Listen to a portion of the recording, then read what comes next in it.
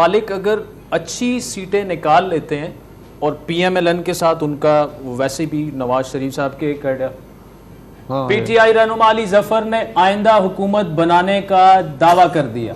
ملک بھر میں ہمارے آزاد امیدواروں کی تعداد اس وقت زیادہ ہے۔ علی ظفر نے ٹویٹ کیا ہے، barrister Ali Zafar P T I کے اہم رہنما ہیں، انہوں نے دعویٰ کیا ہے کہ آئندہ حکومت جو ہے پی ٹی آئی بنا رہی ہے۔ آزاد جو ان کے جتنے بھی کینڈیڈیٹس تھے پی ٹی آئی کے حمایت یافتہ، ان کی اس وقت سب سے زیادہ تعداد ہے۔ یہ تحریک انصاف